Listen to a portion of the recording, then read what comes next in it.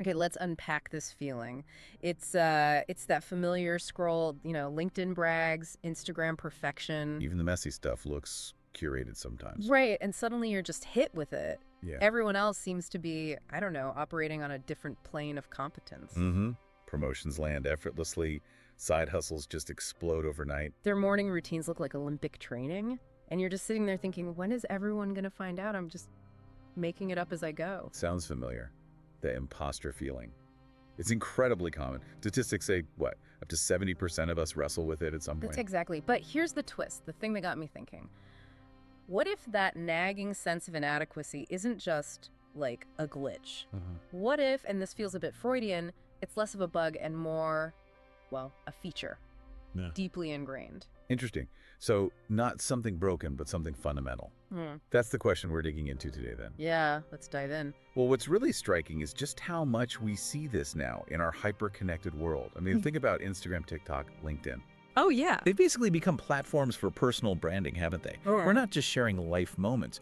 We're crafting these narratives of success. Totally. Every post is like a carefully selected piece of evidence for how amazing and put together we are. It's a performance. It really is. Like, we're all running our own little PR firms, constantly pushing the wins, airbrushing out the stumbles, the moments of sheer panic. Absolutely. Take someone like Sarah, this composite friend we imagined. Yeah. Successful marketing consultant, maybe 50K plus Instagram followers. Her feed is just pure aspiration. Sleek work setups, amazing travel, these super confident posts about her business booming. And the comments are all goals. Yes. So inspiring, right? People wishing they had her drive. But behind the scenes, a friend tells you she often feels like a total fraud, like she's just winging it, one step away from being exposed as clueless. That gap, the polished public persona versus the private self-doubt, that's the core of it. And if you look deeper, maybe through a Freudian lens, Yeah. his ideas about unconscious conflicts seem relevant.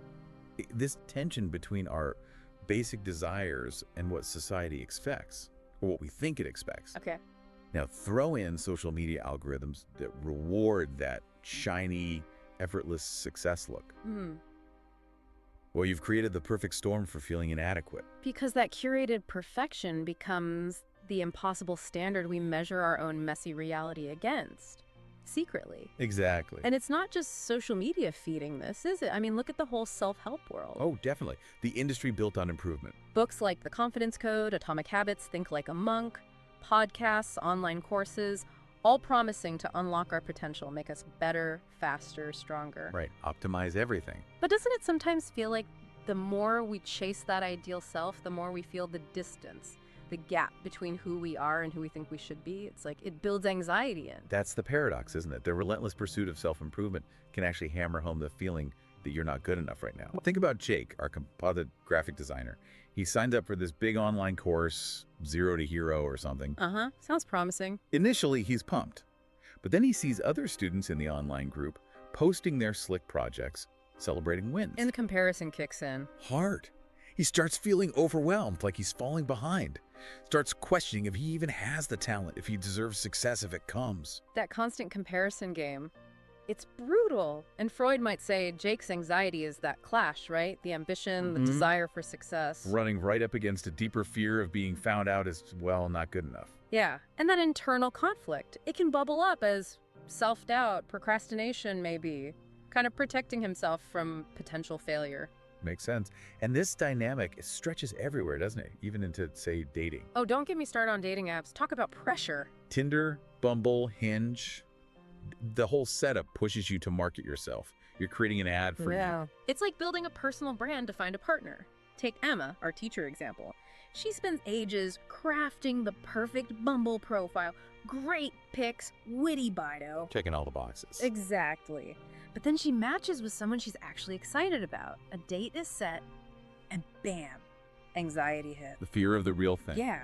What if she doesn't live up to the profile? What if he finds her boring or fake or like she's trying too hard? That fear of exposure, of the reality not matching the shiny presentation, that feels very Freudian. How so? Well, think about the superego, that internalized voice of judgment, of authority, the inner critic. Right, the one telling you you're not good enough.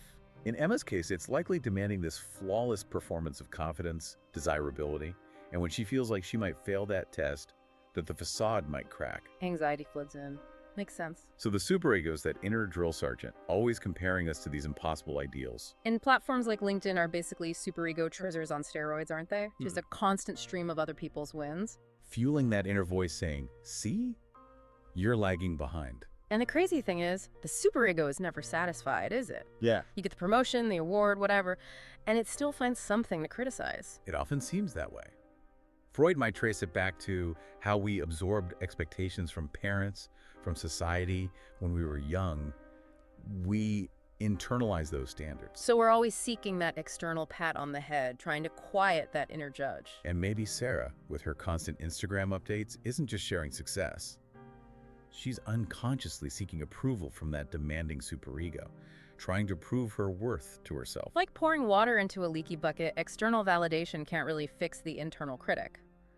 Okay, so Freud also talked a lot about repression, pushing uncomfortable stuff down. How does that fit? Well, feeling like a fraud, that's Whoa. uncomfortable. It threatens our sense of self, so it makes sense we'd want to push that feeling away out of conscious awareness, repress it. Keep it buried. Right. And then there's the flip side. Projection. Attributing our own unacceptable feelings to others. Like with Jake, the designer. Exactly. He saw the other students succeeding and thought, wow, they're just naturally talented. He might be projecting his own fear of inadequacy onto them, framing it as their inherent superiority instead of his own self-doubt. So it's easier to believe they're amazing than to face his own fear of not being good enough. It could be a defense mechanism, yeah. And social media, in a way. It's almost like collective projection, isn't it? How do you mean? We all put forward these polished, idealized versions of ourselves, projecting success, happiness, competence. While maybe repressing the messy reality, the doubts, the struggles. Precisely. But repressed stuff doesn't just vanish, it leaks out. How? Those sudden waves of self-doubt out of nowhere. Or when a random negative comment stings way more than it should. Or those late-night existential spirals. Glimpses of what's been pushed down. Could be. Now, Freud's concept of libido, it's broader than just sex, right? It's like a life force. Yeah. Drive, ambition, desire. How does that connect to feeling like an imposter? Well, look at Emma on the dating apps again. There's a clear tension. The libido, the drive for connection, for intimacy. That's what makes her create the profile. Swipe right. Yes. But then anxiety surges. The fear of rejection, of not measuring up to the image she created. It's this push-pull. Desire versus fear. Exactly. Freud might frame it as a clash between the id, the primal urges for connection, and the superego, the internalized judge, fearing inadequacy and judgment. So the desire for connection bumps up against the fear of being found wanting, fuels the anxiety. Seems plausible. And what about aggression? Another fundamental drive in Freud's view. Where does that show up? Aggression, like anger. How does that relate to feeling like a fake? Well, it can be subtle. It might turn inward. Think about extreme perfectionism. Okay. That intense need to control everything and to make it flawless, it can be seen as a kind of aggression directed at the self or the environment. And when you inevitably fall short of those impossible standards, You beat yourself up. exactly, that self-criticism is a form of inward aggression.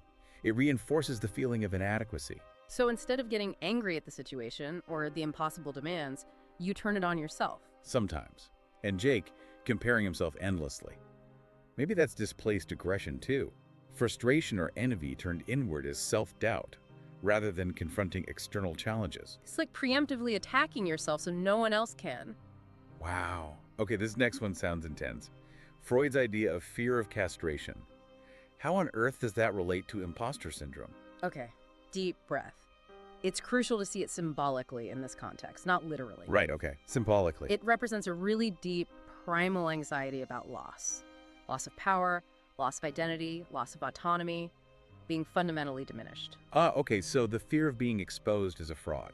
It taps into that deep fear. It feels potentially catastrophic, like you'll be stripped bare, revealed as fundamentally unworthy, losing your very sense of self-worth. No, it's not just embarrassment. It's a threat to your core identity. It can feel that way.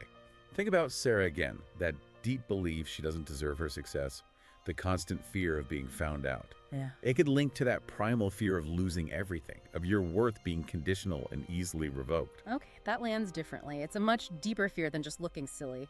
But here's a thought. Maybe feeling inadequate isn't always bad. Could it actually serve a purpose? That's a really important shift in perspective.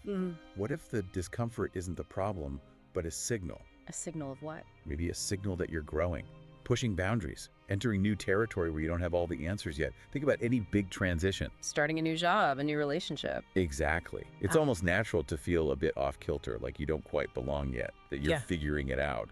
That is the feeling sometimes. It's the feeling of being on the edge of your comfort zone. And with Sarah, maybe her fear wasn't just anxiety, but also her old identity feeling threatened because she was actually outgrowing it. Could be. Change is hard, even good change. There's an unconscious resistance sometimes. The ego likes stability. So that discomfort, that resistance, it's part of integrating the new reality, recalibrating who you are. Potentially, yes. And here's an irony. Go on. Who are the people who never seem to doubt themselves? The ones radiating absolute certainty. Uh-oh. Where are you going with this? Well, research suggests that people with certain traits, like narcissism, are actually less likely to experience imposter syndrome. Wait, so people who seem the most confident might actually be less self-aware? It's a possibility. Where someone like Jake, wrestling with his doubts, maybe that's actually a sign of greater self-awareness, a willingness to question himself. So feeling like an imposter could, weirdly, be a sign of depth, of realistic self-assessment. It's worth considering. Now, another paradox. Could imposter syndrome sometimes be linked to a fear of success? Fear of success. That sounds backwards. Don't we want success? Consciously, yes. But success brings changes, doesn't it? Higher stakes, more visibility. Yeah, it can change relationships, routines. It can be disruptive. It might force you to confront things you've avoided. So, subconsciously, there might be ambivalence. KK. Like Emma with the dating app. Excited by the match, but then dreading the date. Exactly. That push-pull between excitement and fear. The desire for connection, libido, bumping up against the potential disruption and vulnerability that comes with it, ego wanting safety, superego fearing judgment. So maybe we unconsciously hold ourselves back sometimes to avoid the perceived dangers of success. It's a complex idea, but possible. And it connects to another Freudian concept, repetition compulsion. Repeating patterns. Right, at the unconscious tendency to reenact old dynamics, old feelings. Maybe that persistent self-doubt, that fear of exposure. It's like replaying an old script. Like hearing a critical parent's voice in your head or reliving a past failure. Could be echoes of things like that.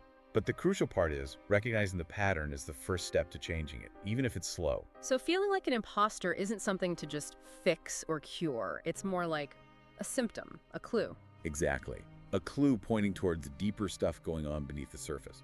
Maybe fully overcoming it isn't the point, or even possible. Because it's tied into striving, vulnerability, just being human and growing. Perhaps. Maybe the value is in staying curious about it, being open to that discomfort of not knowing, of figuring things out. Kind of like Freud's own lifelong project, exploring the unconscious. So the takeaway isn't a solution, but an invitation to stay curious about your own inner world. I think so. Understanding yourself isn't about reaching a final answer. It's about staying engaged with the process, the questions, the messy bits. And remembering, if you feel that inadequacy creep in, you're definitely not alone. It seems to be a pretty universal part of the human experience, this weird journey of figuring ourselves out.